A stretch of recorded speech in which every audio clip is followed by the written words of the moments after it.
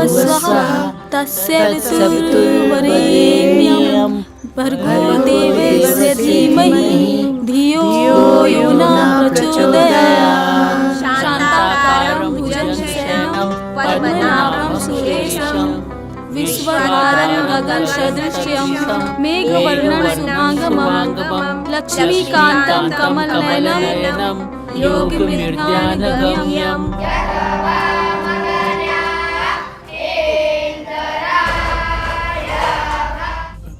देखी माताजी का भइल एकरा? का भइल? ई नदी के किनारे हमरा पड़ल मिलल हल, बेहोश भी आई।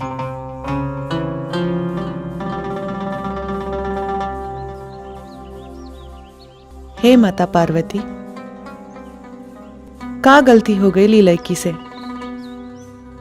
इकरा के इतना बड़ा सजा ना दी।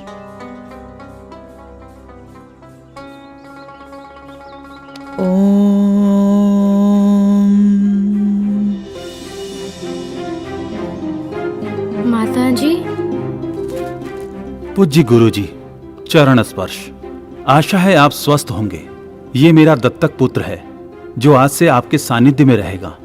हमारे मठ की स्थिति अनुकूल नहीं होने के कारण इसे मैं आपके पास भेज रहा हूं। जिस तरह मुझे आपका आशीर्वाद प्राप्त हुआ है उसी तरह इसे भी प्राप्त हो।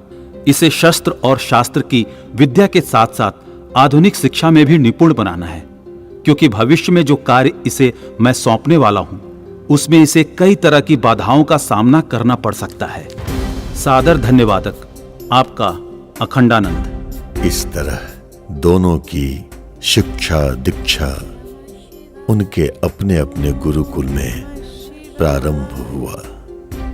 एक काशी विद्यापीठ के परमानंद जी के सानिध्य में, तो दूसरी प्रयागराज के महिला मठाधीश त्रिलोचना के मठ में।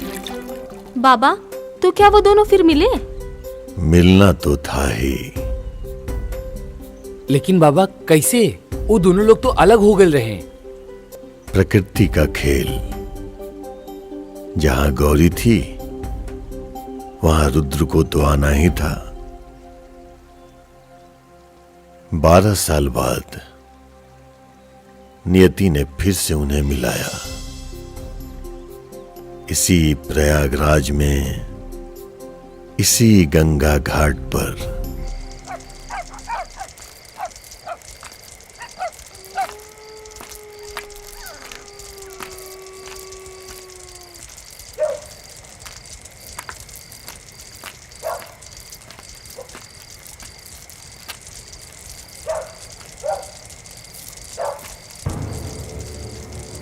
महादेव महादेव, हर बार के तरह अब की बार कोनो चूक ना होके के चाहिए। काल के शोभा यात्रा व अखंडानंद के जीवन की अंतिम यात्रा होके के चाहिए। ऐसने होई पंडित जी।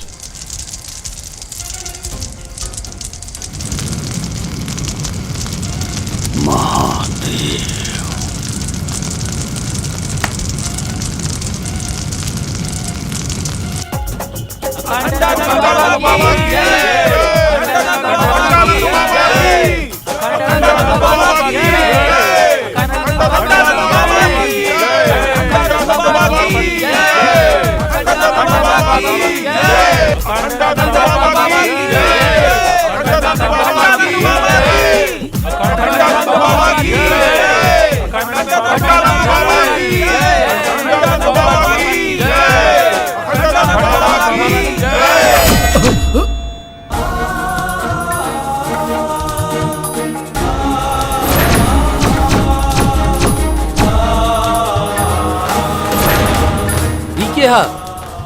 एकरा बारे में जाने चाहता रहा तू लोग की के है? ये गुरु जी के दत्तक पुत्र है। अरे हमरा के तो पहले ही आभास हो गई रहे कि फिर से वही हमला गुरु जी पे होके वाला बा। यही से हम काले रुद्र के खबर भिजवा देले रहनी यहाँ आवे खातिर।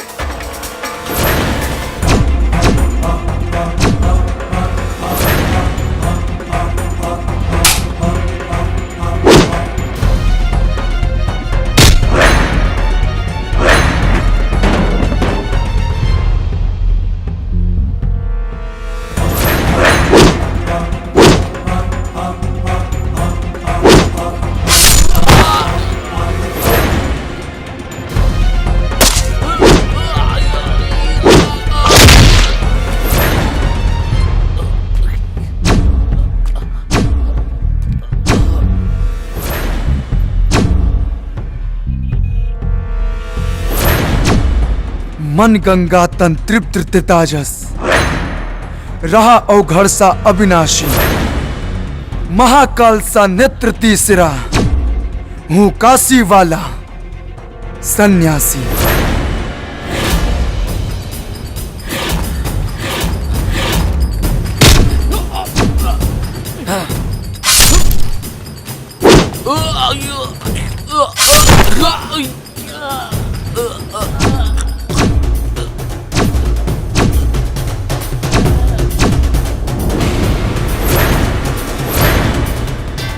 और के बा जे साधु संतन के भेष में शैतान बन के हमरे बाबा के मारल चाहता।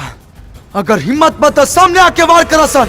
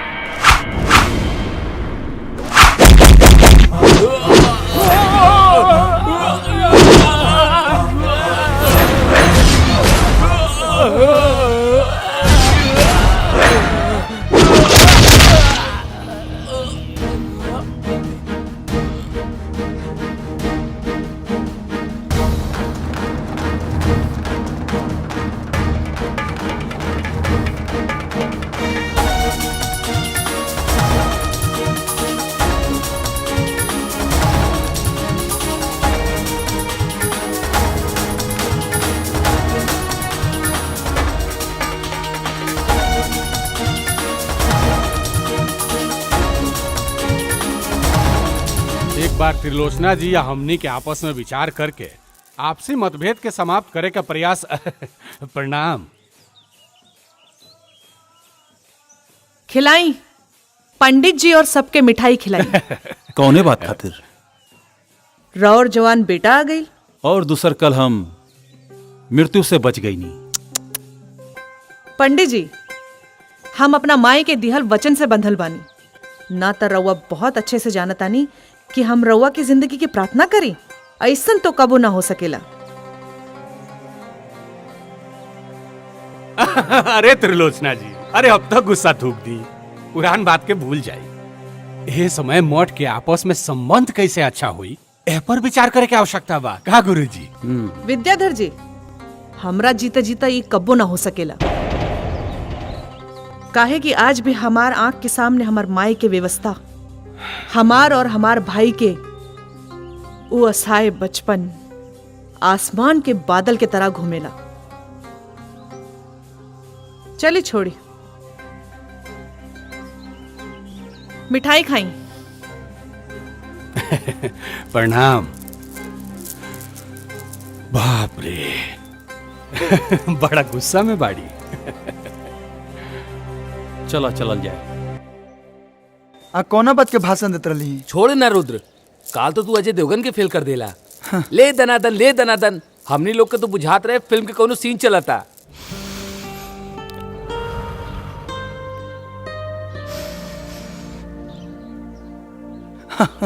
हाय देखो, असली फिल्म के सीन तो हेजा लुकता।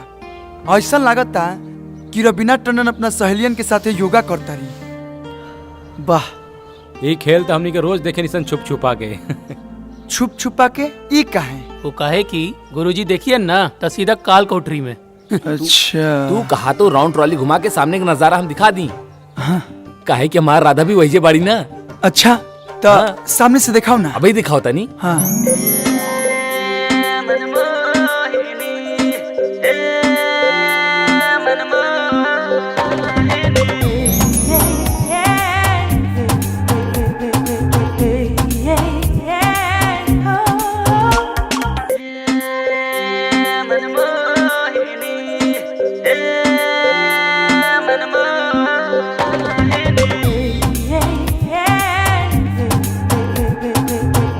अरे बाप, अरे ये तो सही में रवीना टंडन बिया। लेकिन ये के बिया? ये सामने वाले मठ के त्रिलोचना माता के बेटी गौरी है। एक से एक कारनामा करेले भाई। एकरा के हमने कारनामा क्यों के नाम से कहे निसन। ऐसा क्या करेले? अब तो आइए गल बड़ा ना, खुद ही देख लिया। गौरी, ले पकड़। अच्छा चला चला। अच्छा गौरी, चल चल चल चल चल चल।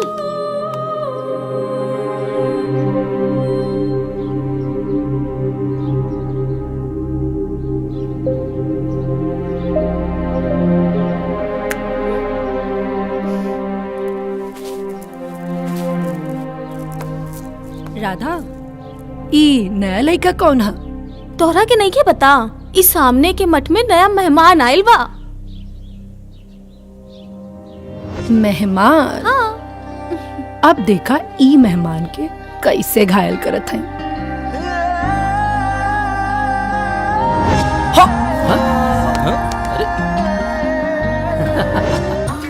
हवा मिठाई ले लो, हवा मिठाई, हवा मिठाई ले लो, हवा मिठाई। मेरा शर्ट भी सिल्वर, मेरी पैंट भी सिल्वर, मेरा चश्मा भी सिल्वर, मेरा नाम भी सिल्वर है। बस बस बस, ये ला हवा मिठाई खा लो। हवा मिठाई? अरे वाह, हवा मिठाई। नंबर 11, तो हर हवा मिठाई खा के तो लगा था कि जैसे हम हवा में उड़ता नहीं। हवा में मत उड़ा, पैसा ला 10 रुपया। पैसा? अरे पैसा मांग के तू सब गड़बड़ कर दे लू। हे जान, ये हमारे स्टेटस देख के बात करा। पैसा चाहिए? ला निकाल ला। पैसा ना दे बना। तोरा मालूम बना कि हमरा भी पैसा ना रहेला, तो अब काहे पैसा मांगे लू? वैसे तू काम का करेला? काम? काम के तो मत पूछा। काम तो हम के नाम पे दे दे बाबा, के नाम पे दे दे बाबा। अरे, और एक दिन अर्जुन से कृष्ण ने जब ये कहा कि हे केशव, मैं सोचता हूँ कि महाभारत टाल दूं, तो इस पे अर्जुन को क्रोध आ गया और वे बोले कि अरे छलिया, अगर तूने महाभारत टाल दी तो मैं सर्वश्रेष्ठ योद्धा कैसे बनूंगा। और फिर क्रोध में आकर उन्होंने अपना सुदर्शन चक्र उठा लिया। माता जी, मैंने बुक में रीड किया था, सुदर्शन चक्र कृष्ण ने उठाया था। कहानी मैं जानती हूँ कि आप, और वैसे भी क्रोध में कौन सा व्यक्ति किसका हथियार उठाकर प्रहार कर दे ये कौन जानता है। अच्छा, तो मैं क्या कह रही थी? माता जी आप सही कहता जी, सुदर्शन चक्र अर्जुन के पास था। वही तो, अर्जुन ने अपना सुदर्शन चक्र उठाकर कहा कि हे केशव, अगर तुमने महाभारत टालने की तनिक भी चेष्टा की तो मैं तुम्हारा सर धड़ से अलग कर दूंगा। फिर क्या होना था, कृष्ण ने भी न आओ देखा न ताओ, और फिर अपने गांडियों पे प्रत्यंचा चढ़ाते हुए कहा कि अर्जुन, तू ये भूल मत कि मैं सर्वश्रेष्ठ धनुर्धर हूँ। हाय देखा। किंतु माँ, अर्जुन पांडुपुत्र वो सबसे बड़े धनुर्धर थे, और गांडीव तो अब आप कहेंगे कि गांडीव तो अर्जुन का था। तो एक बात बताइए कि आप एक भाषा की महाभारत पढ़िएगा तो एक ही न कहानी जानिएगा। अब अलग अलग कहानी जानने के लिए अलग अलग भाषा की महाभारत पढ़नी पड़ती है। हाँ माता जी सही कह रही हैं। फिर क्या हुआ माता जी? तो फिर क्या हुआ? कृष्ण ने बिना विलंब किए अर्जुन के ऊपर अपने बाणों की वर्षा कर दी और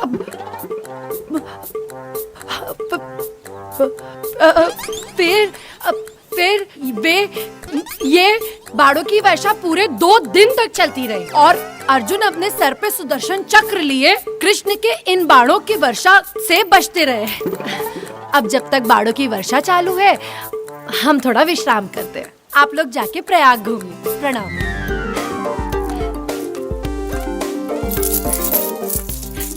हे मैडम, हे मैडम, ई का होता? तनिक अपना काथा में न सुधार कला, ना तो एक दिन तारा सामने कोनो जानकार भक्त मिल गए ना तो सारा माता जी बनल भूलवा दी। बेफिक्र रहा, जे जानकार भक्त होई वो हमरा लगे काहे आई कहानी सुने। हाँ। और अगर आ भी जाए तो ओकरा के समझावल हमार काम बा, तो हार ना। चला गौरी, देर हो रहल बा, माता इंतजार करत रही हैं।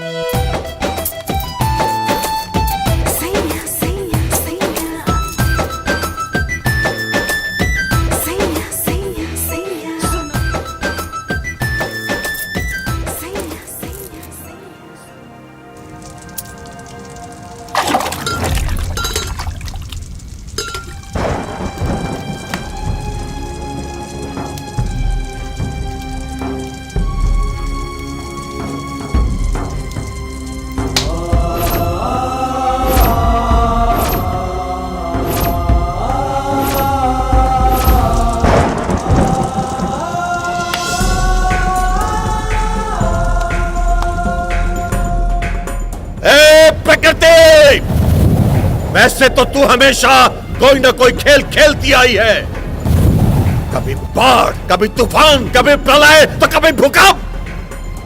लेकिन इस बार जो तूने माध्यम चुना है अपना खेल खेलने के लिए वो गलत है। क्या दोष है ऐसे निर्दोष और नादान बच्चों का? तुझ में और मुझ में यही अलगाव है, यही मतभेद है मेरा। मैं तुझे तेरा ये खेल खेलने नहीं दूंगा। तो याद रख, तू भी अपना यत्न कर ले, मैं भी अपना प्रयत्न नहीं छोड़ूंगा।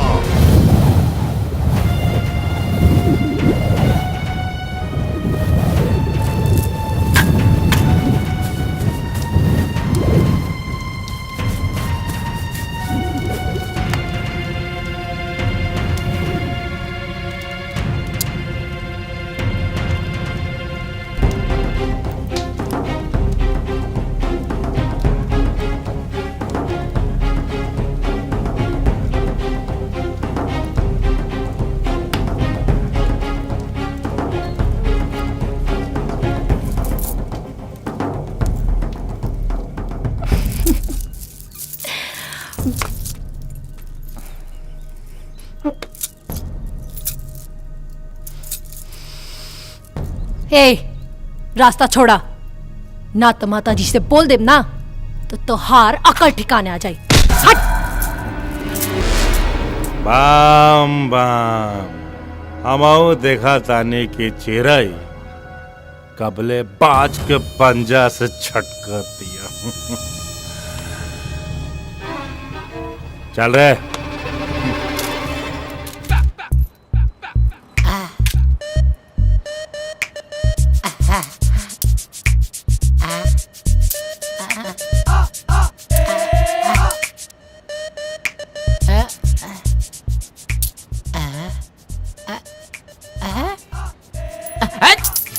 पगला कहीं का, हमको भिखारी समझा है का जी? हाँ? अरे 4 गो मिल के आदमी 20 रुपए लेके आए हो?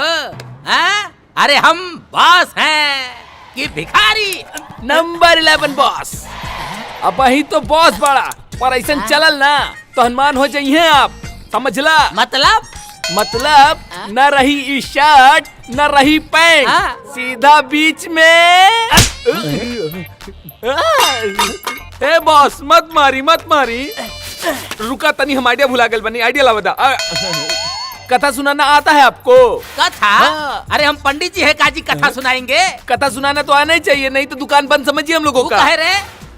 उका है कि हमने के जब भीख मांगे जाता नहीं जाऊ घाट पे तो पता न कहाँ से को लेके आ जा ले। अच्छा। सब पैसा हिन्ने उन्हें कथा बता के सब पैसा उहे ले। एक सेकेंड, हाँ। उसका नाम बताओ तो। गौरी नाम है अच्छा अच्छा अच्छा, अभी उठवाते हैं उसको। हाँ उठा लीजिए। गोड़ हाथ तुरवा ना दिया, भिखारी बना ना दिया तो नाम बदल देना। नंबर 11 गुरु। राम सीता के वनवास काल का आखिरी चरण चल रहा था। सीता हरण और रावण वध बस बचा था। बाकी लगभग रामायण समाप्त हो चुकी थी। एक दिन सीता माता और राम जी अपनी पंचवटी मेव के बाहर आपस में कुछ हंसी ठिठोली कर रहे थे। हे भगवान, हम जहाँ जाता नहीं वहाँ ही पहुँच जाली। तभी वहाँ पर रावण द्वारा भेजा गया हिरण सीता माता को ललचाते हुए निकला और बस सीता माता के मुंह में पानी आ गया उस हिरण को देख कर। सीता माता कोनो हिरण खाई चले जो उनका मुंह में पानी आ गए? नहीं, सीता माता के मुंह में पानी उसके मांस को देख के नहीं आया था, बल्कि उसकी चमचमाती हुई चमड़ी देख के आया था। रामायण में भुलाती। हाँ, उहे हिरण रहे का सलमान भाई वाला? हाँ बिल्कुल सही, वही तो था। बेचारा जब देखो बार बार मारा जा रहा है। कोई ना कोई पाप ही किए होंगे। वो जब भी जन्म लेता है कोई ना कोई व्यक्ति आकर के उसका वध कर देता है और उसका जलपान कर लेता है।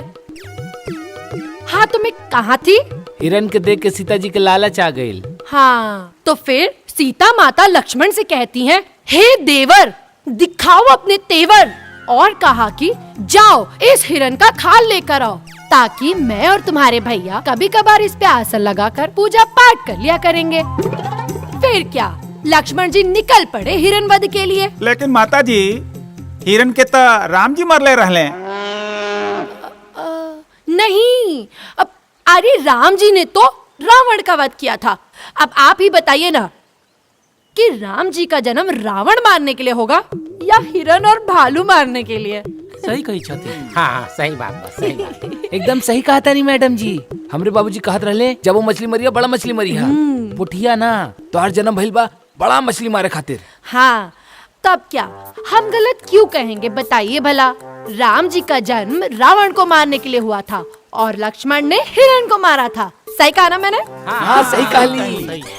तो फिर लक्ष्मण ने जैसे ही हिरण का वध किया वो गुस्से में आकर रावण मुझे बचाओ चिल्लाने की जगह राम मुझे बचाओ, राम मुझे बचाओ चिल्लाने लगा। और फिर क्या, ज्यों ही राम जी मदद के लिए निकले त्यों ही रावण आया और सीता को भगा के ले गया। फिर का भाई माते? फिर क्या, अरे अभी तो लेके भागे हैं, लंका अभी बहुत दूर है, उन्हें पहुंचने में 2 नहीं 3-4 दिन तो लगेगा। आगे की कथा हम बाद में सुनाएंगे। तब तक के लिए बोलिए लक्ष्मण जी की जय। अभी भाभी भैया की जय। आगे रामायण में हनुमान जी भी आएंगे तो उनकी भी जय। पूरे रामायण की जय। चलिए नमस्कार। हे माता, जल्दी से जा ताकि हमनियों के धंधा पानी चली, 3-4 रुपया मिल जाई।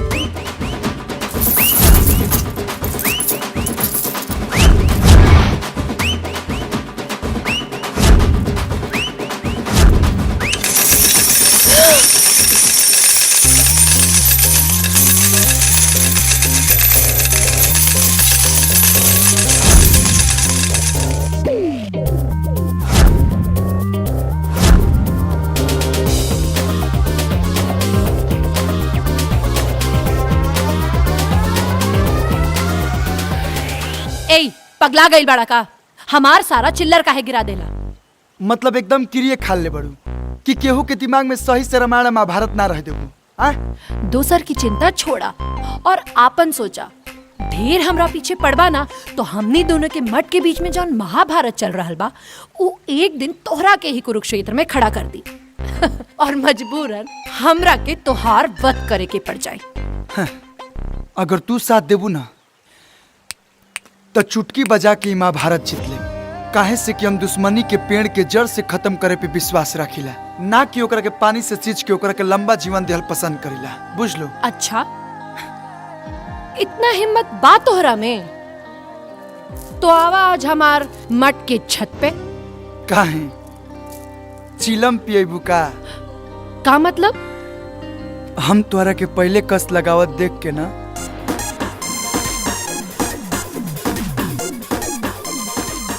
घस खा गई रही। ठीक बा, 7 बजे इंतजार करो।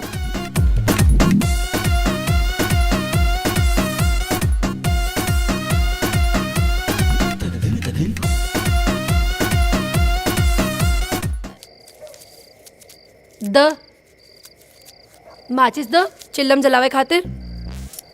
अरे माचिस तो हम ओहिजे भूल गई नी। हैं? जा जाके लेके आवा जल्दी। हाँ हाँ हाँ। अरे अरे काकी तो नीचे ही बैठल हुई, माचिस कैसे लाई? हे भगवान, अब का हुई? अरे गौरी रुका, हम कुछ उपाय करत आनी। ई का करी? पता ना, कहीं गई होगी। लावा लावा मसाला तो लावा, तब तक भर के रखी।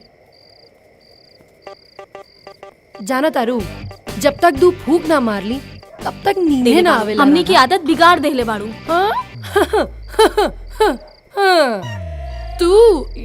तू तो बातें मत करा। हाँ तो हमने के बिगड़ ले बा? ओहो, तू सच में आ गईला।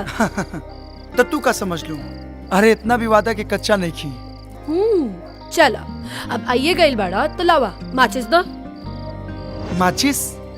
माचिस का हुई? ई चिलम कैसे जली? हाँ, माचिस तो ई नीचे भूल गईल बाड़ी।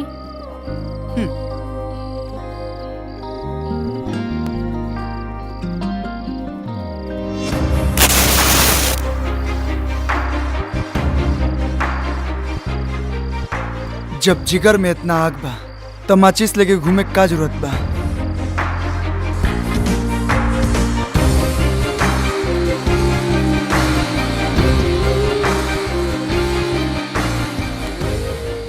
अब जब चिल्लम जलाइए देले बाड़ा तो पहला कश भी तू ही फूकला।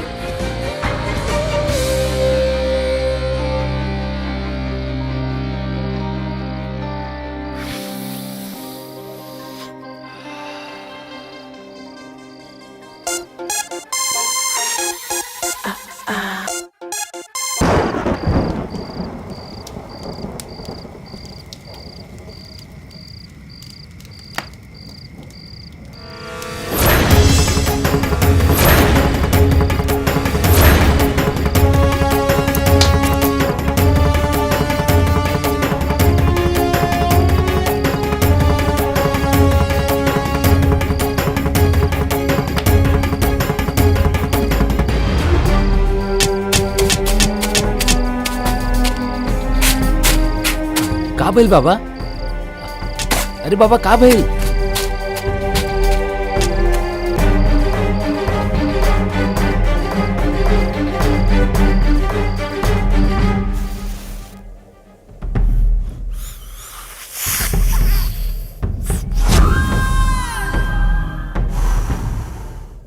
महादेव। बम बम। चिलम के बुझ रहल आग के तरह ही तोरा दिल में सुलग रहल गौरी के पावे के चिंगारी कहीं बुझ के राख ना हो जाए, यही से बार बार एकरा के हवा देत रहे नहीं। लेकिन कब तक? वैसे हमार सलाह माना, आई धुआं के जिंदगी से बाहर निकला। आऊ कर जौन अखंड मठ के सिंहासन के पावे खातिर हम कर रहल बानी। बम बम।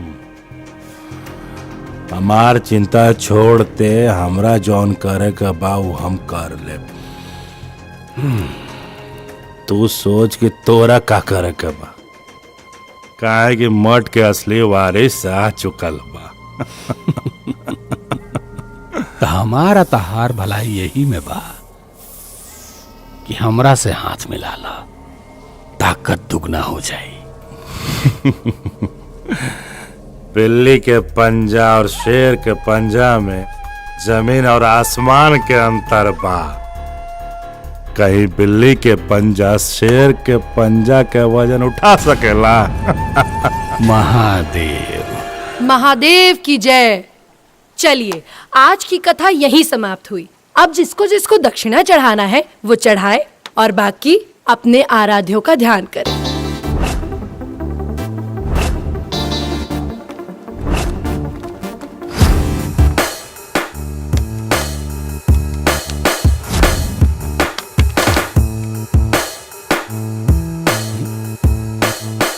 नंबर 11 चला आज से कथा हमारा बॉस खिया होई। जियल हराम कर देले हो तू हमार जीवन भी। हे उठाओ सा निकरा के। भागो भागो भागो अरे भागो चलो। अरे पकड़ लेकर रखे।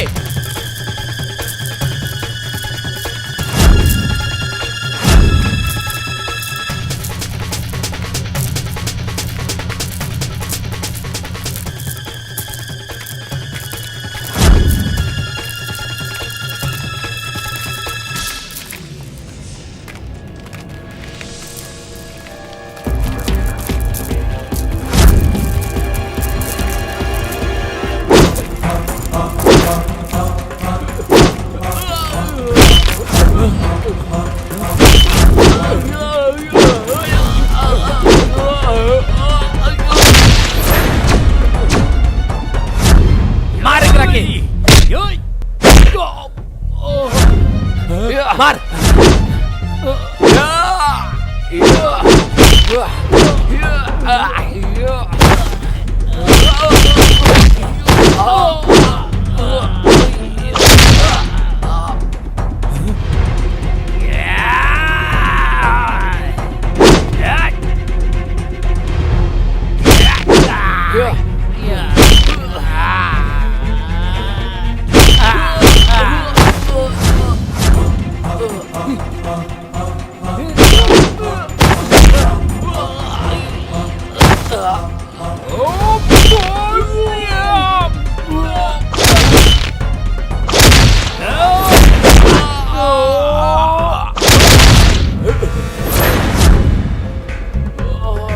चल चल भागे जैसे भाग भाग भाग।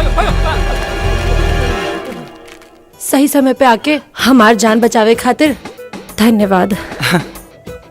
अगर सच्ची में धन्यवाद देवे के बना तो हमरा मठ पे आके धन्यवाद दी। हाँ तब हम जान।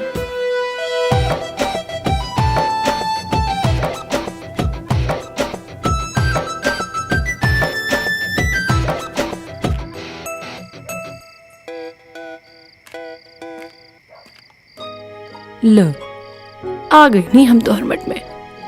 अब तो स्वीकार बाना हमार धन्यवाद। स्वीकार बा बाकी तनिका और करीब आके धन्यवाद दा, वरना ऐसा लागी कि पनो ना खैनी और उठो लाल हो गई। जितना करीब कहा उतना करीब आ जाई। बाकी तू अपना आपकी कैसे संभर बा ई तोहरा ऊपर बा। नाना अभी ना।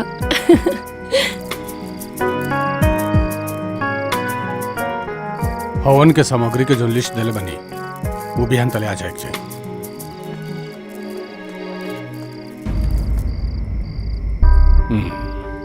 तेबरैया का करता रहे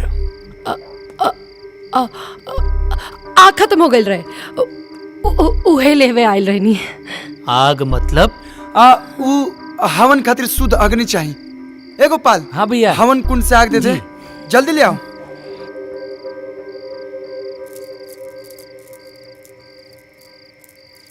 ली भैया। हाँ हो गई। चल हम तो के मठ तक छोड़ देते नहीं। चला।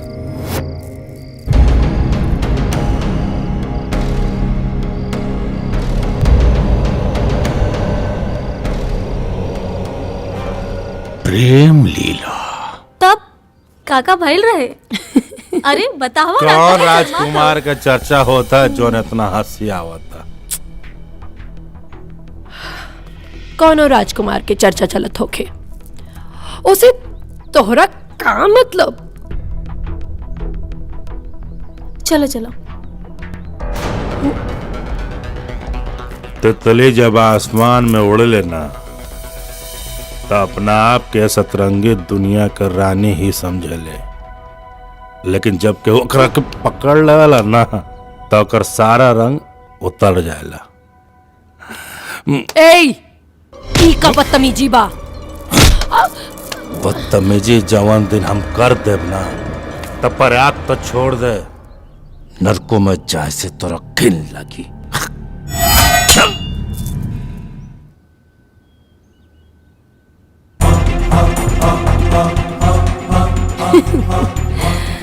तो हार नजर अगर हमरा पर बा तो समझ ला कि तोहरा पर भी केहू और की नजर बा।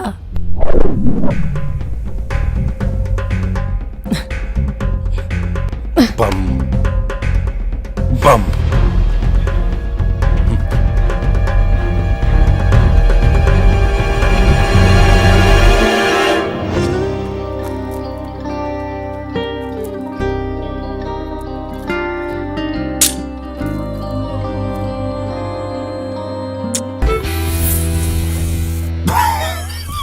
महादेव। ये धुआं से करेजा जरावला से कुछ ना होई, बल्कि अपना करेजा पर सवार अपन दुश्मन के सामने से हटावे के पड़ी। मतलब ई कि हमार सिंहासन आ तोहार आ तोहरा जिद के बीच में बस एक ही गो दीवार बा, रुद्र। लेकिन ये दीवार कमजोर बा, काहे कि नकली ईंट के नींव पर खड़ा बा। अगर हमनी के चाहल जाई तो मिल के ही दीवार के गिरा सकता नहीं जा।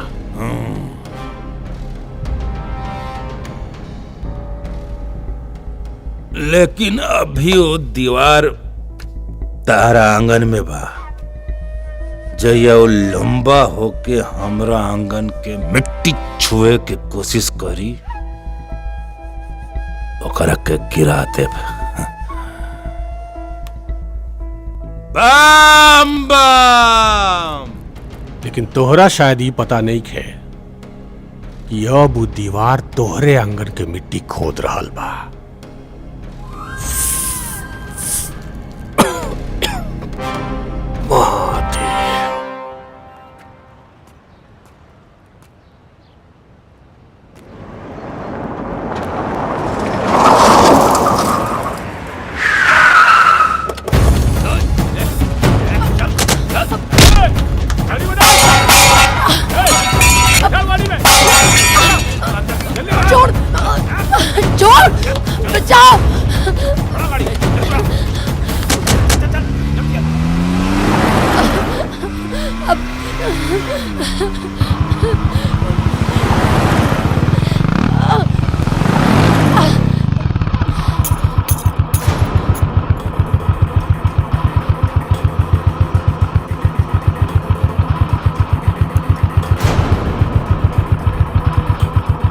तो गौरी के कंगन लगा था।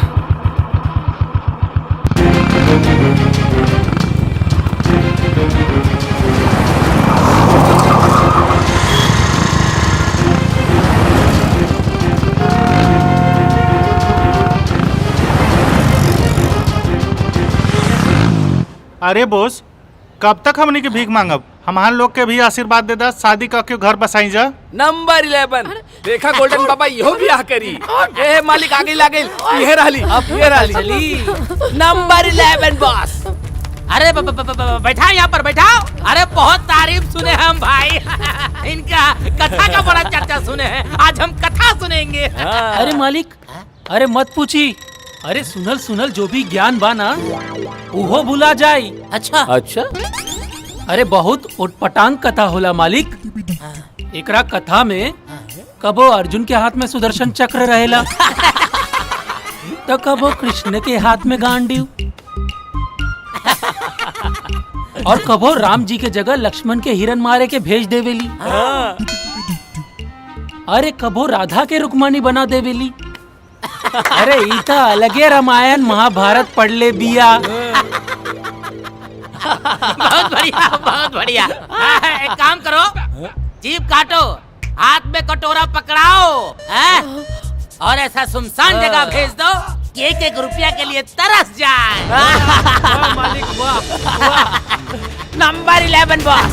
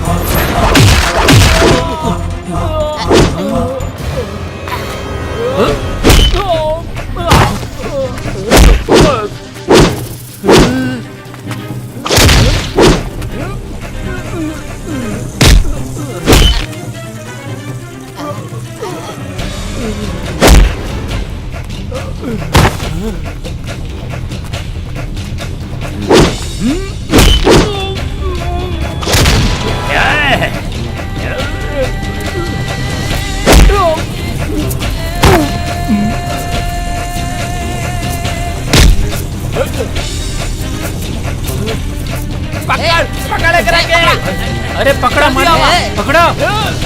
पकड़ा। रुको मालिक, रुको रुको मालिक, रुको।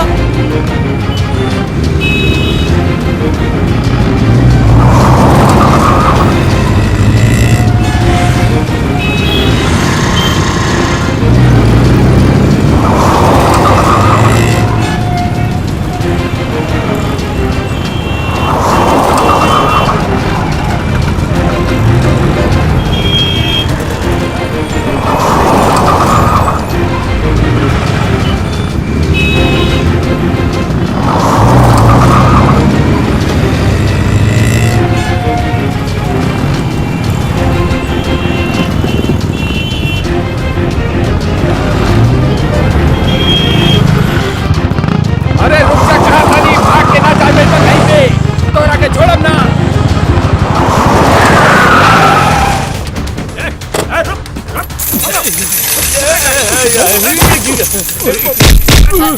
इसको पकड़ के गाड़ी में डालो।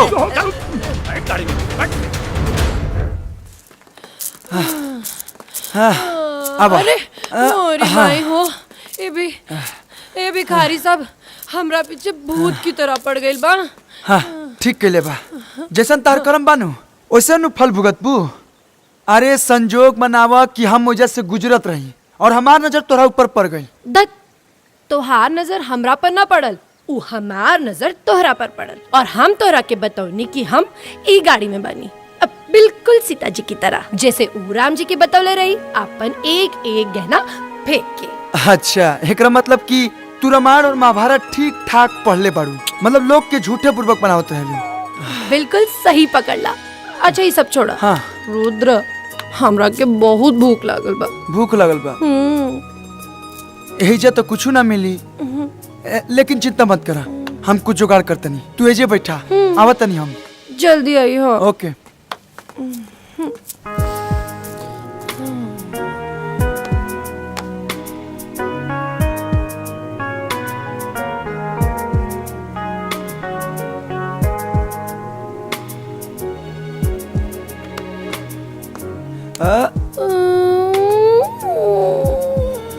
हाँ कुछ मिलल? बहुत ढूंढनी, बहुत ढूंढनी, बहुत ढूंढला के बाद बस अमरूद मिला। ई तो हमार पसंदीदा बा। तू ना खाइबा? देबू तो काहे ना खाइब। लेकिन ई तो एके गो बा, हम झूठ ना खाइले। अच्छा रुका, हम तोरा के मामा दाते काट के देता नहीं। मामा दाते? मामा दाते। मामा दाते तो हमार एगो बचपन के दोस्त जानवी बोलत रहे। जानवी? हाँ जानवी, और वो कहत रहे कि किताब में लिखल बा ना, ई धरती नारंगी नियन गोल बा, लेकिन हमरा लागेला कि धरती अमरूदी नियन बा। अच्छा हाँ। और का? और ये चांद भी ना अमरूदी नियन बा। और है कि सूरज भी अमरूदी नियन बा। अच्छा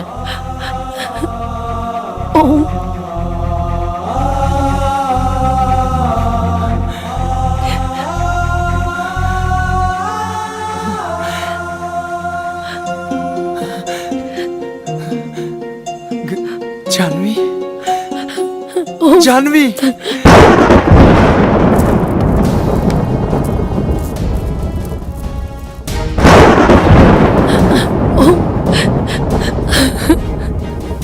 वाह, तूने तो अपने इरादे की रफ्तार बढ़ा ली है प्रकृति, लेकिन सफल नहीं होने दूंगा मैं। तूने अगर रात ठान लिया है तो हार तो मैं भी नहीं मानूंगा। काल के कपाल पर लिखने और मिटाने की क्षमता रखता है ये गंगा योगी। तेरे हर रास्ते में पर्वत बनकर खड़ा मिलूंगा मैं। आ रहा हूं मैं। जानवी जानवी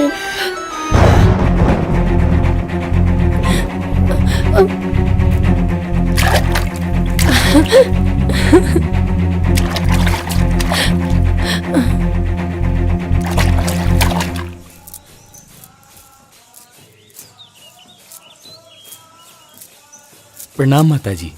का भाई? गौरी अखंडानंद के बेटा रुद्र के साथ घूमतिया। जानवी जानवी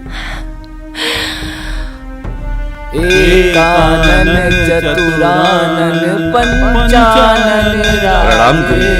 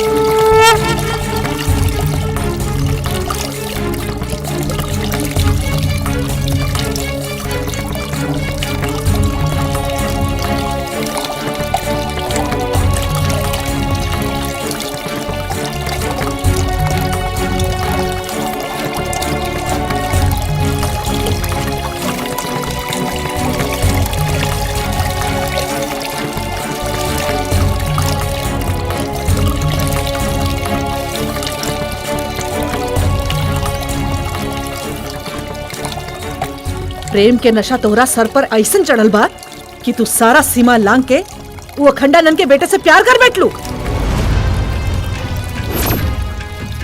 जेकरा मट के एक एक इंसान से हमरा के नफरत और घृणा बा। लेकिन माँ, रुद्र और हम बचपन के दोस्त हैं। बचपन के दोस्त बारह तक का भइल रुद्र, हमेशा खातिर ओकरा से दूरी बना के रखा। बाबा रुआई भूल रहल बनी कि हमार असली नाम ओम हा और ओकर नाम जानवी।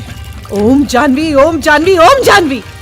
वो 12 साल पुराना जिंदगी रहे, लेकिन अब तोहरा के ई प्रेम से दूर होके के पड़ी।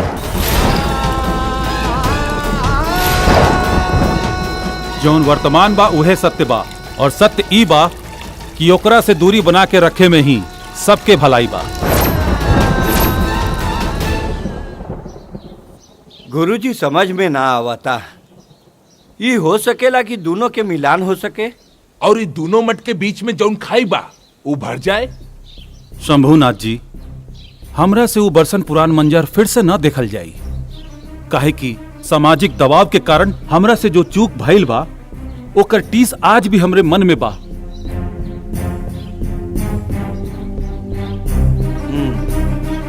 चली।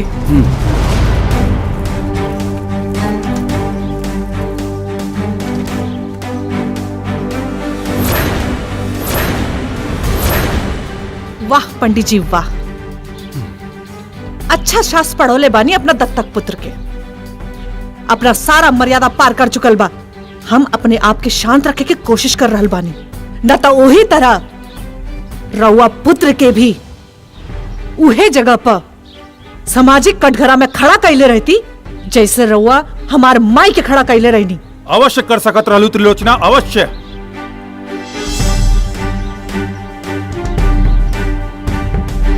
लेकिन शायद तू ई सोच के ना कैले होकबू कि तोहार दत्तक पुत्री हमरा पुत्र के संगे वही पंचायत में समस्त मर्यादा छोड़ के खड़ा रहल।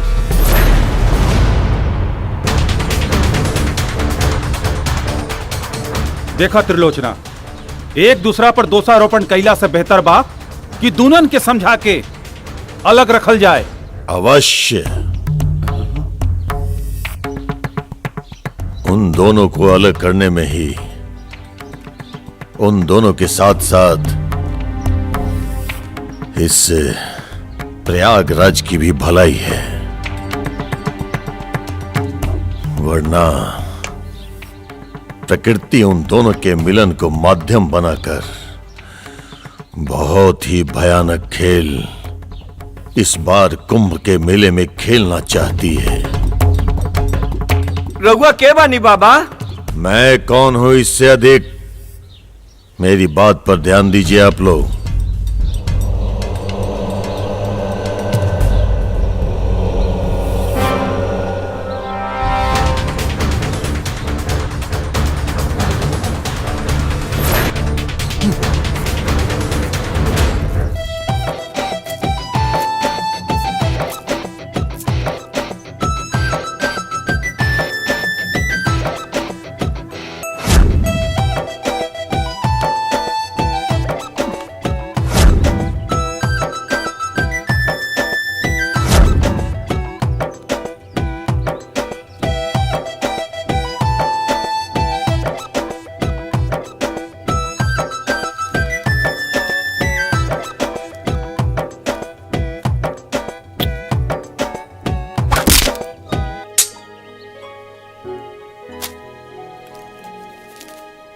शुद्धिकरण तो हो गया हमनी के,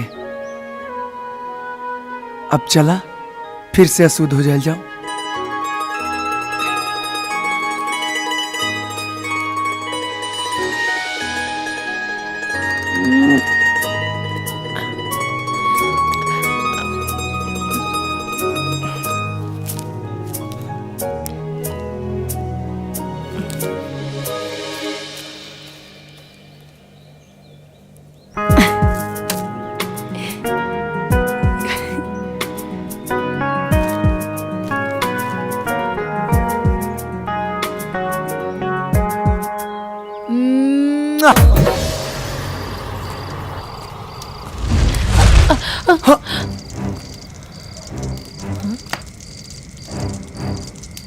ईश्वर को महाभारत का खेल खेलना था तो उसने माध्यम द्रौपदी को बनाया था।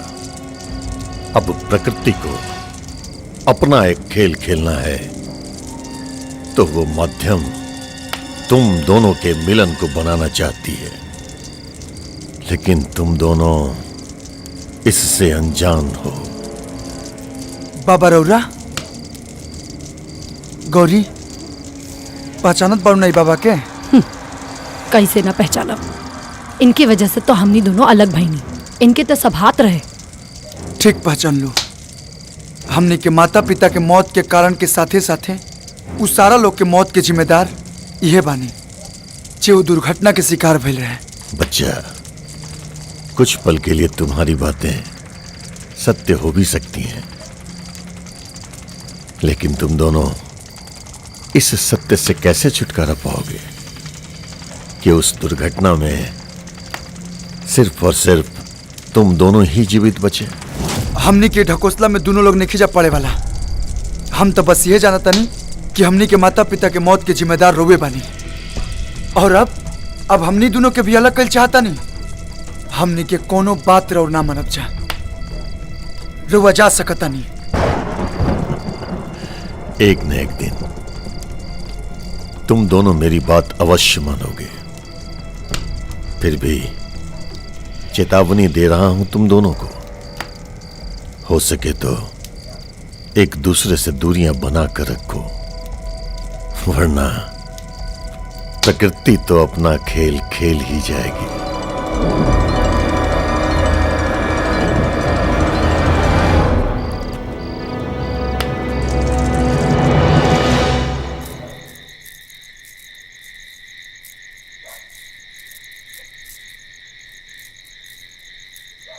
गौरी,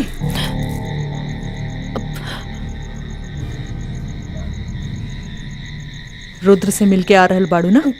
नाता झूठ। तोहार आंख बता रहल बा कि तू झूठ बोला ताड़ू।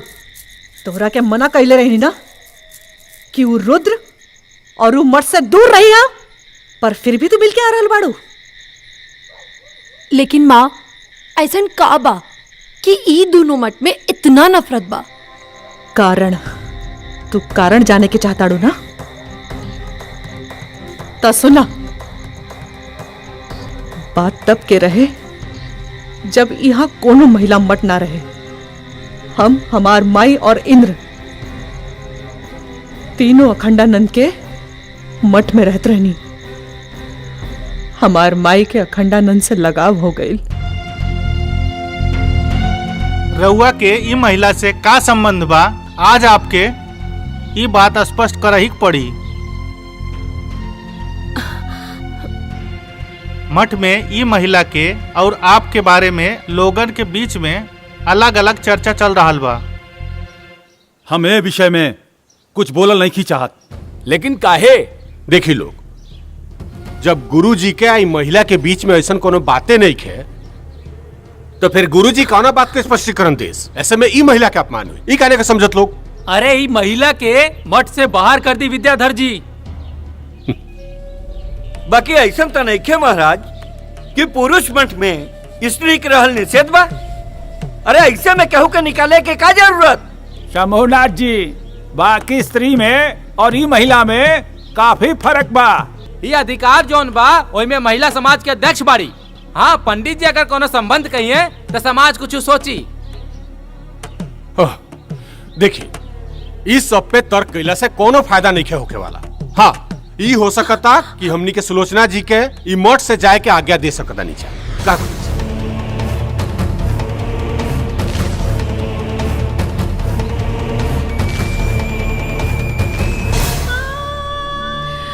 और ए तरह अखंडानंद की चुप्पी से हमार माई के भावना जल के राख हो गई। माता जी तो मर गई, पर आखिरी क्षण तक अखंडानंद के भूल न पैली। लेकिन हम वही समय ये फैसला कर ले दी कि हम एक अलग मठ के निर्माण करब और अखंडानंद के बराबरी में खड़ा होके दिखाई।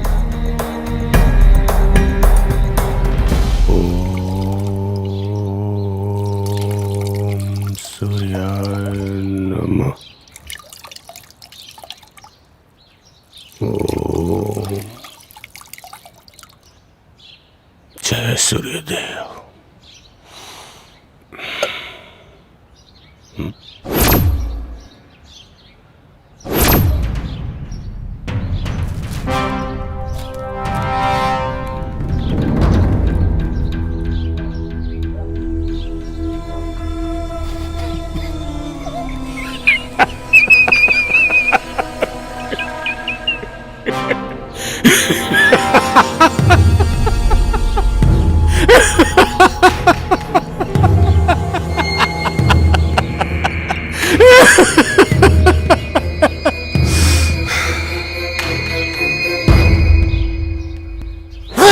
महादेव, वाह!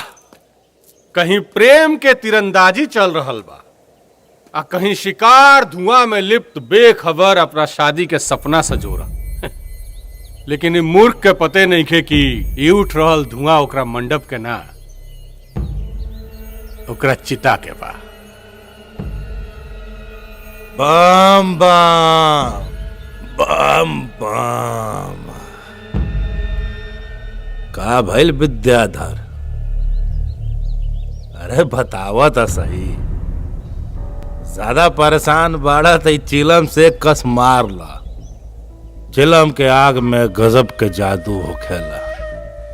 धुआं बन के अंदर तक जाला जरूर, लेकिन अपना सारा दुख के आग के लपट में जला के खाक करते वेला। जब केहू के करेजा में नफरत पत्थर बन के बैठ जाला नु, त कौनो आग के लपट ओकरा के जला के खाक ना कर सकेला।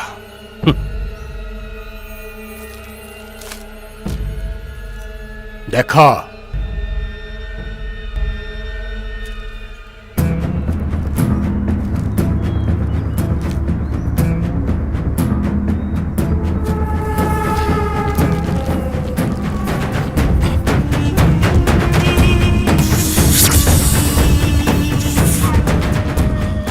बम बम।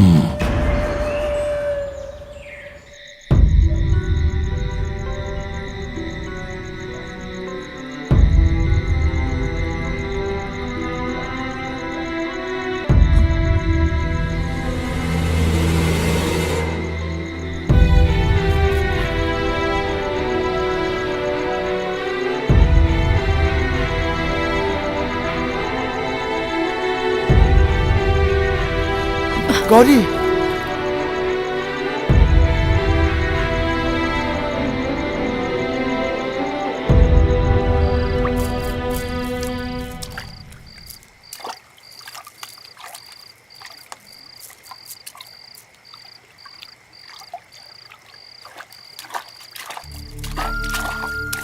का हो गई गौरी?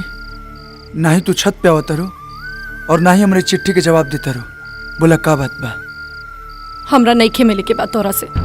लेकिन का है? का पता, तू भी महन जी की तरह समाज के लिहाज से हमरा के अपन जिंदगी से निकाल दे। बता। अरे तू का कहता रो? हमके तो कुछ समझ में नहीं आवत। सब समझ में आ जाए, जाके महन जी से पूछ लिया। हम तो बाबा से पूछबे करब और समझबे करब, लेकिन फिर भी तोरा विश्वास नहीं होत।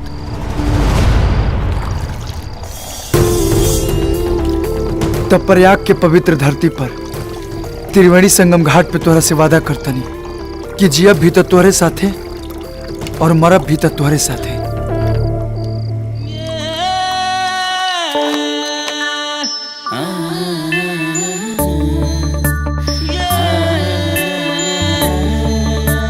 काका ऐसन का बात बा? ई दोनों मठ में इतना दूरी काहे बा? बेटा, गुरुजी तो हमके बतावे खातिर मना के लिए बढ़न, बाकी तोहरा से छुपावल भी उचित नहीं खे। कबा की जैसे इंसान इंसान के दुश्मन बा, वही तरह से मठ मठ के दुश्मन बा।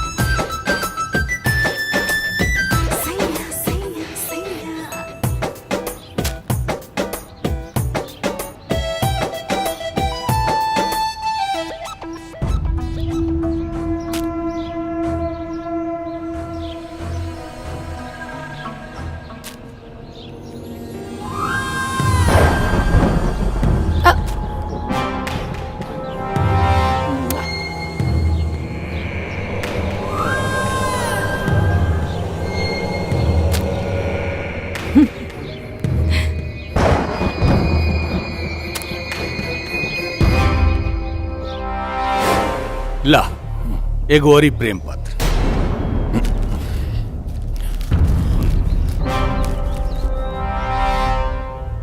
अब एकरा टकटकी लगा के मत देखो, तेरे पास खाली आधे घंटे के टाइम बा।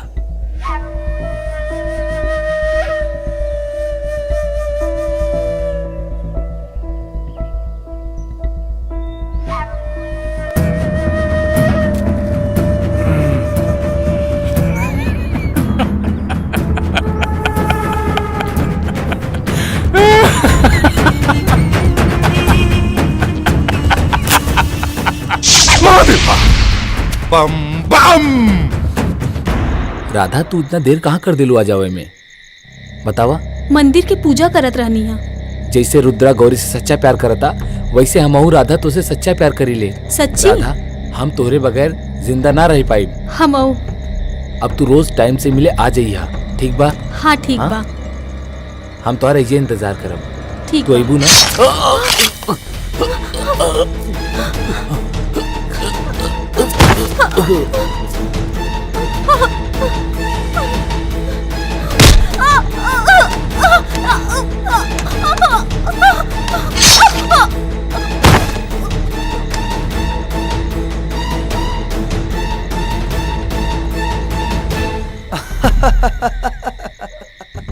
अरे चुप रहो। अरे गोपालवा कहाँ बा नहीं खेल औकात हो यहाँ कहाँ अपने राधा के पास। अरे हाँ भैया। हट बोल बे फालतू। हाँ यार तो अरे, मिल गए तो हमनी के चुप। बारे में भुला गइला। ये सब बाबा सुन लेना। जब रुद्र यहाँ बा देख का हालत हो। जब चुप। तो उमा केकरा के मार दिले हुए।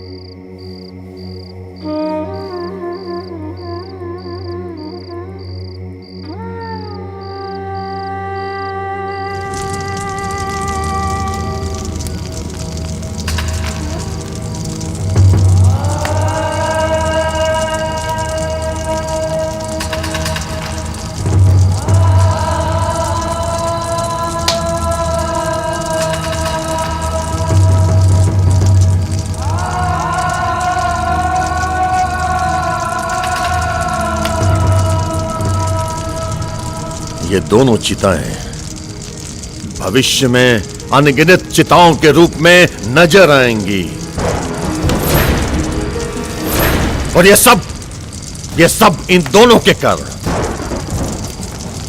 और भविष्य में आगे भी होगा। अब भी समय है, अगर चाहो तो स्थिति सामान्य हो सकती है। अगर इन दोनों को अलग नहीं किया गया तो भविष्य में जितनी भी मौतें होंगी उन सबको शमशान तक पहुंचाने के लिए कंधे कम पड़ जाएंगे। पहला ही से कहत रहे कि अलग करा अलग।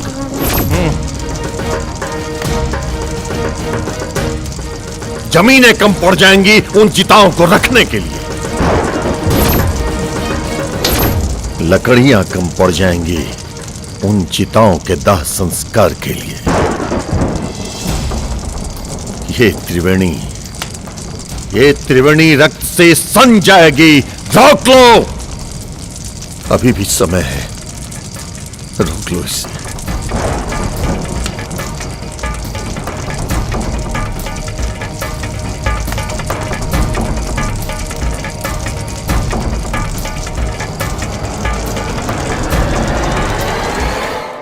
रुद्र हाँ ऐसन तो नहीं खे कि जौन बात बाबा बोल रहल बाड़े उस सच होके वाला बा। अरे तू फिर से उठूंगी बाबा के बात पे ध्यान देते बाड़ू। ध्यान देवे वाला बात बा रुद्र, काहे कि अब तक उहे हो रहल बा जौन बाबा कह रहल बाड़े। अगर सच में ऐसन हो गई तो हमरा बहुत डर लागता रुद्र, बहुत डर लागता। अरे ए गौरी चुप हो जा। अरे जब तक हम साथे बानी तो डर को ना बात के। हाँ चिंता मत करा।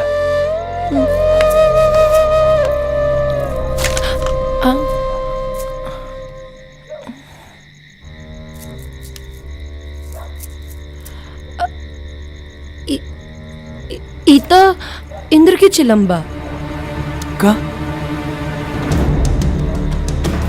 एकर मतलब ई सारा कांड इंद्र कैले बा।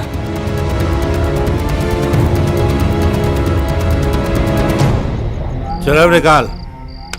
चिलम हमरा पास नहीं खे, तू ही ना रखेला अपना पास।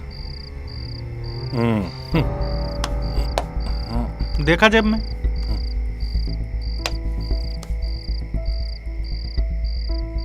बम बम हमरा लगे तने कह रे हमरो लगे नहीं खे। देखा कहाँ बा? दूसरा के माथा पर मौत के लकीर खींचे वाला कभी कभी ये भूल जाला कि वह लकीर ओकर मौत बन के ओकर घर के रास्ता ढूंढ लेवेला।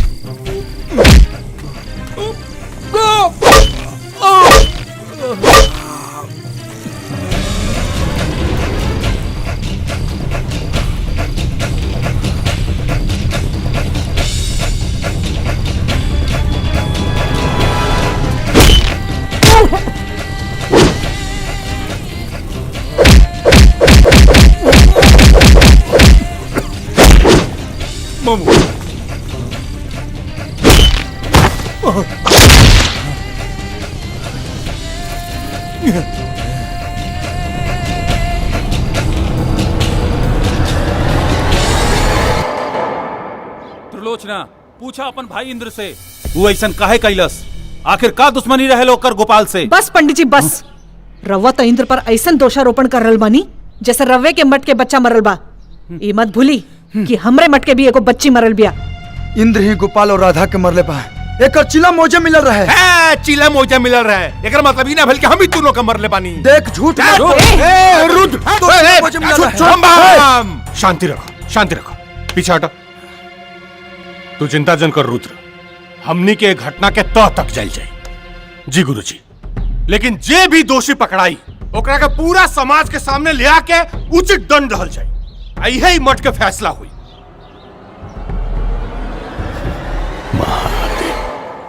नमस्कार। सभी देशवासियों को बताते हुए बहुत खुशी हो रही है।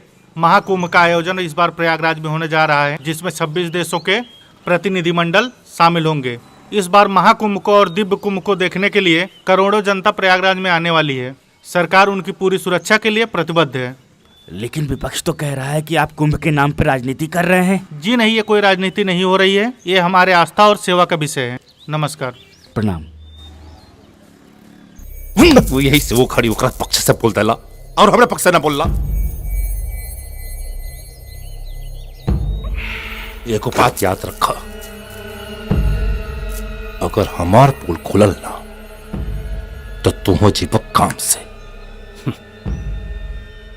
फिकर मत करा, एकर नौबते ना आई। काहे कि विद्याधर के दिमाग शकुनी के नीति पर काम करेला। अपनन के हाथे अपनन के मौत देखे के मजा ही कुछ और होला। खेले दो वो लोग के, करे दो रास लीला। बम बम।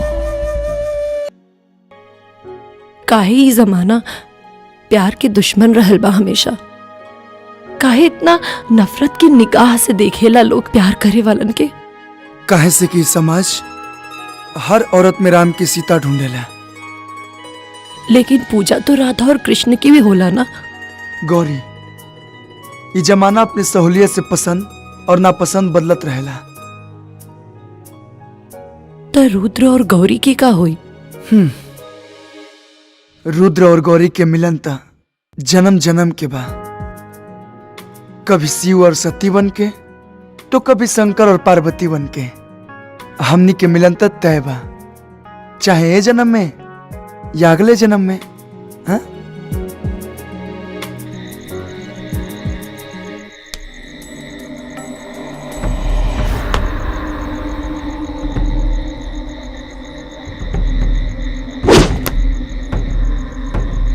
लागत मठ में कोनो गैर आदमी के पांव पड़ल बा।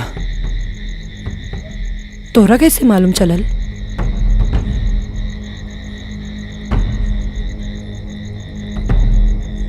चोर चाहे कितना भी चतुर हो जाए, अपन चाल ना बदलेला। तू एज रुका, हम देखतनी।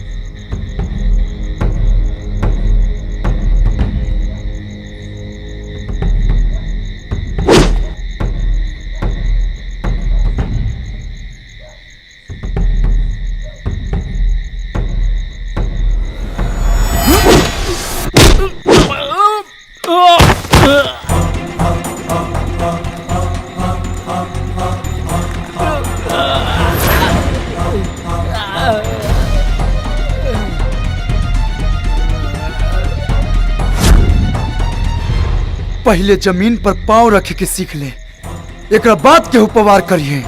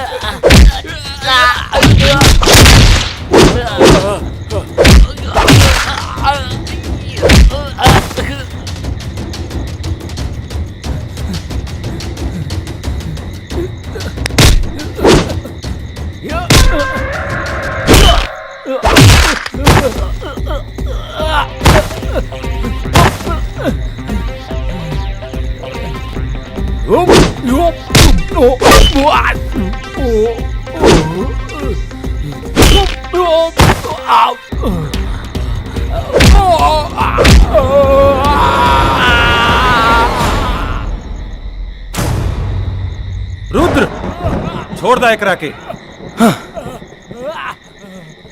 बोल, तोरा के भेजलस हमरा के मारे खातिर?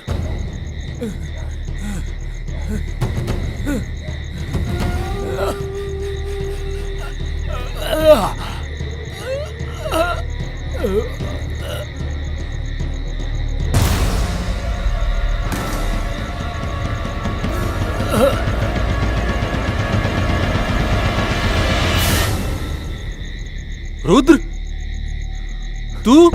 ना बाबा, बाबा हम महादेव, महादेव, राउर पुत्र ही राउर हत्या के प्रयास कर रहा बा। ना बाबा, ऐसा कोनो बात नहीं है बाबा। गुरुजी, इतना बड़ा अनर्थ होके से बच गए। जॉन राउर मुंह एकरा के पुत्र पुत्र कहत थकत ना रहे, यह राउर हत्या के प्रयास कर। ना बाबा, हम गुरुजी, अभी भी समय बा गुरुजी, ना तो बाबा जी के सब बात सच हो जाए। हम तो कहब कि अभी दोनों जन के अलग करी।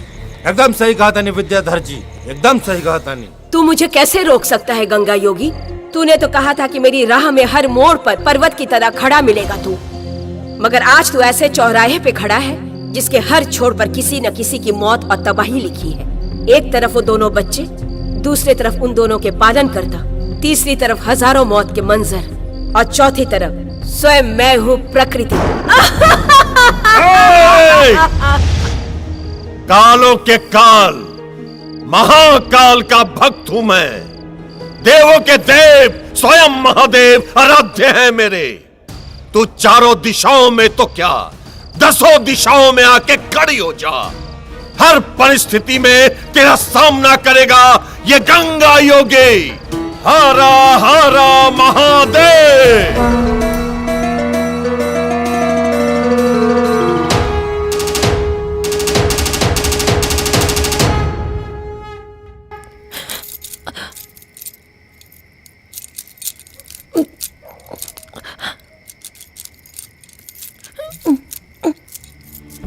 माँ जाई दी ना हमरा के, हमरा रुद्र के पास जाए के बा। माँ माँ माँ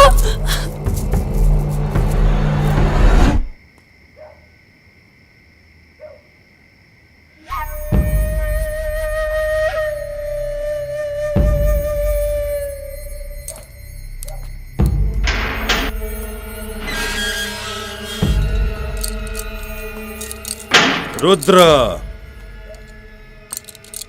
रुद्र, रुद्र, रुद्र के पास जाके बारा तोरा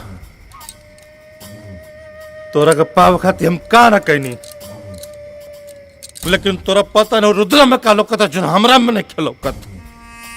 आखिर आखिर क्या कमी बार हमरा में? आए या बम्बा तुम्हार सपना सपना रह जाई। तोरा कहला से हैं? तोरा कहला से रे हैं? हमार सपना ते तोड़ दे, हमार सपना तोड़ दे रे।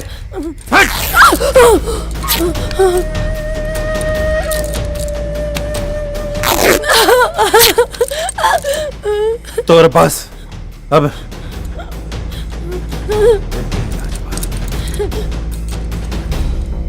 ना ना ना कैसे रे?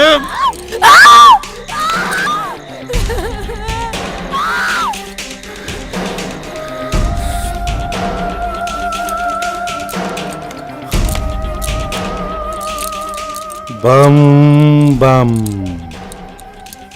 बम बम।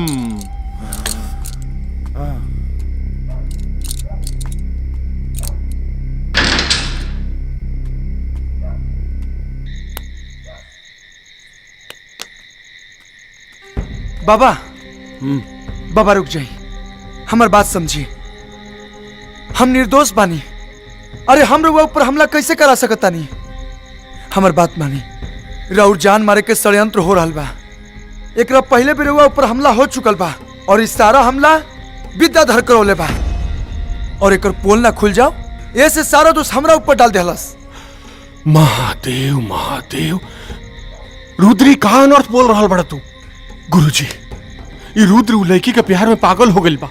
एकरा बात पर ध्यान देवे की आवश्यकता नहीं है। और वैसे ही बाबा जी कह दिले बड़न कि शाही स्नान तक एकरा के उ लड़की से दूर रखल आवश्यक बा, न तो बहुत बड़ा अनर्थ हो जाई। नाटक मत कर विद्याधर, नाटक मत कर। तू बाबा के मूर्ख बना सकता रे, लेकिन हमरा के ना। रुद्र, महादेव महादेव, ये तारा भ्रम हो गई बा। सुन, अगर हमरे बाबा के कुछ भी भइल ना तो तोरा के जान से मार देब रे। रुद्र, तोहार मति भ्रष्ट हो गई बा। बाबा बाबा बाबा हमार बात समझी बाबा। बाबा बाबा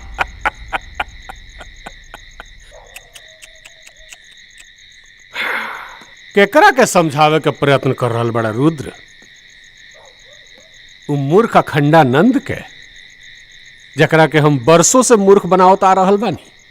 आज तक की मठ में जितना भी अप्रिय घटना भइल बानू, उस सबके सूत्रधार हम बानी। चाहे वो त्रिलोचना के माता के मठ से निकाले के सारा दोष तहार पिता मूर्ख अखंडानंद के माथा पर मरे के बात होके, चाहे वो तोर मूर्ख अखंडानंद के बार बार मारे के प्रयास, सब हमार देना। लेकिन असली कांड तो काल सुबह शंखनाद के समय हुई, जब काल सुबह के शाही स्नान तोर पिता मूर्ख अखंडानंद अपने ही रक्त में डूब के करी। विद्याधर,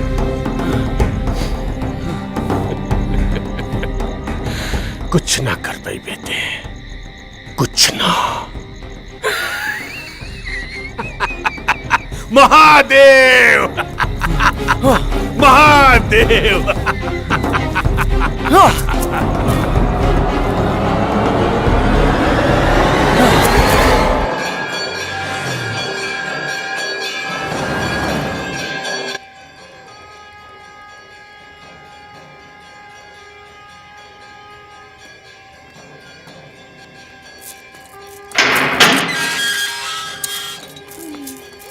गौरी, ए गौरी, गौरी, हाँ, गौरी।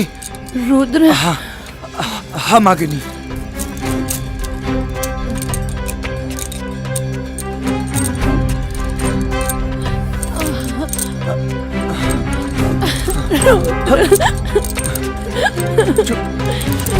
चुप हो जा गौरी, चुप।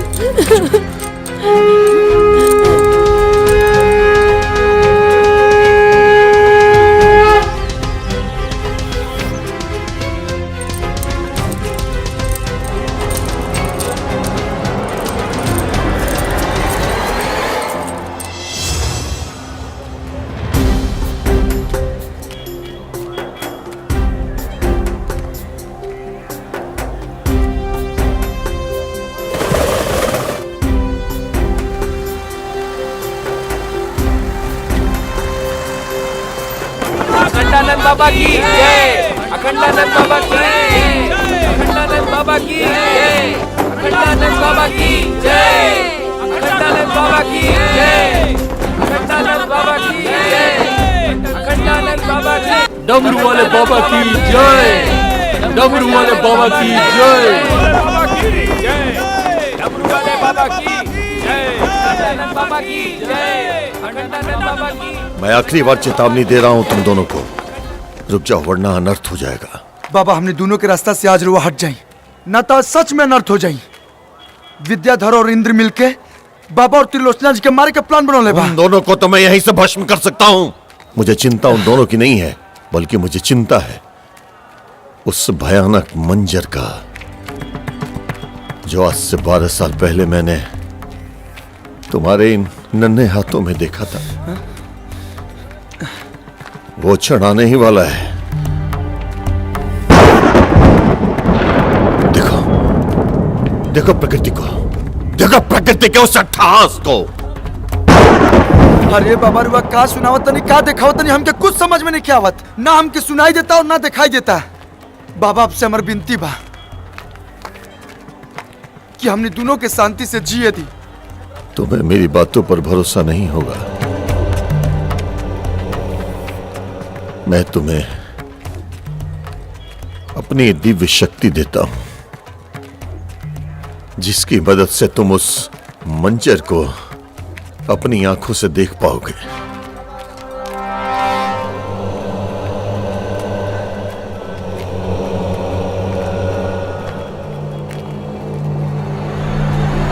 अखंडानंद बाबा की जय, अखंडानंद बाबा की जय, अखंडानंद बाबा की महाराज बोली तय जमुआदी बाबा की जय, अखंडानंद बाबा की जय। एक जीवन के आखिरी पूजा कर ले बता, ओकरा बाद अगला कदम।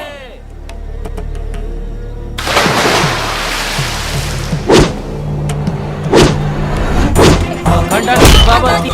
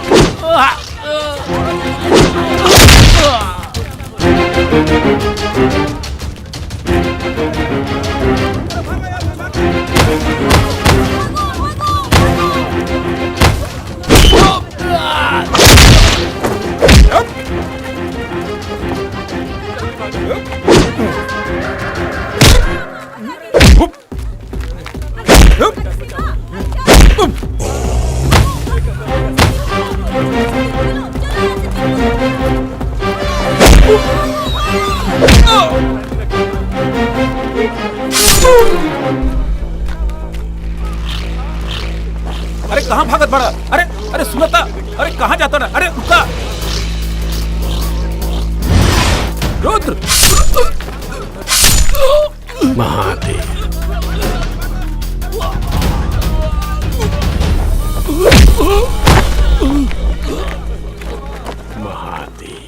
बाबा!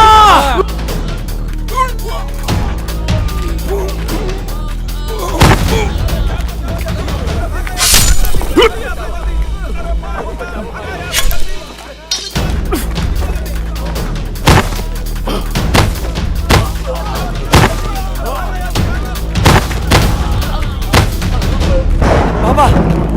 बाबा! बाबा! बाबा आँख खोली बाबा! बाबा! बाबा!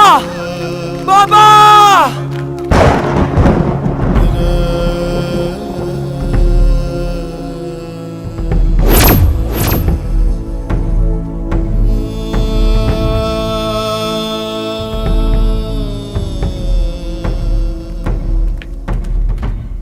देखा, बताओ बच्चा, जिन साधु संतों ने तुम्हें जीवन दिया, शिक्षा दीक्षा दी, क्या उनकी मौत का कलंक तुम दोनों अपने ऊपर ले सकोगे? बच्चा, मैं तुम दोनों के मिलन के विरोध में नहीं हूं, बल्कि मैं उस भयानक मंजर से डरता हूं जो तुम दोनों के मिलन के बाद होगा। मेरी बात मानो बच्चा, एक दूसरे से अलग हो जाओ, बचा लो इस धरती पे होने वाले इस कलंक से।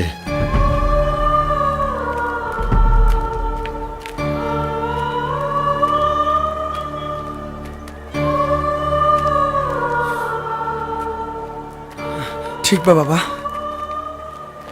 हमने अपन दोनों रास्ता बदल लेता नहीं, ना जाए वो तरफ जौन तरफ हमने गए से इतना बड़ दुर्घटना होके वाला बा। ये देश साधु संतन के बा और हमेशा रही। ये लोग के खातिर हमने जस हजारों प्यार कुर्बान बा। आज के बाद हमने दोनों कभी ना मिलब, ये आपसे वचन देता नहीं।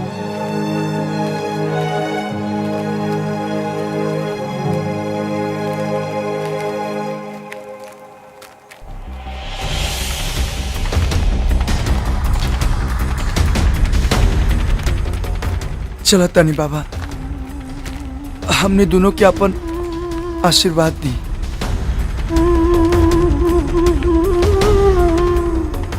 ताकि अगला जन्म में हमने के मिलन हो सके।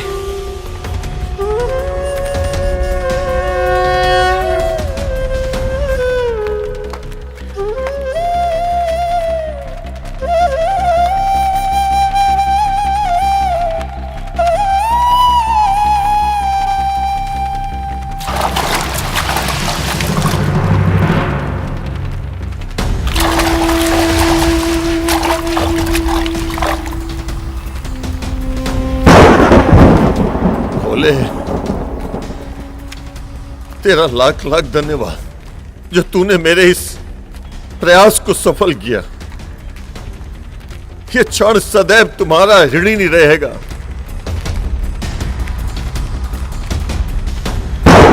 देख, देख, तू हार गई और मैं जीत गया।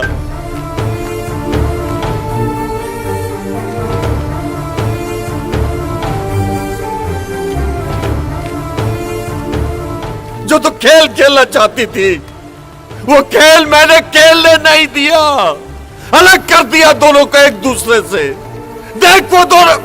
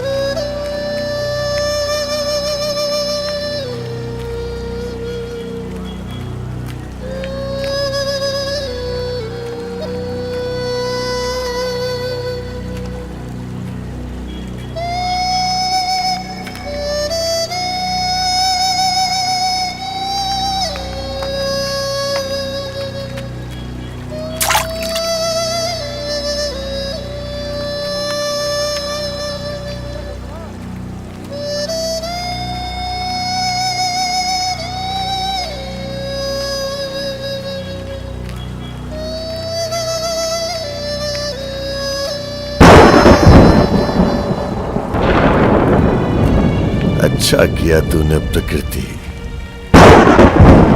इन बच्चों को पुनः जन्म देके उम्र लंबी कर दी है तूने मेरी। और आज पहली बार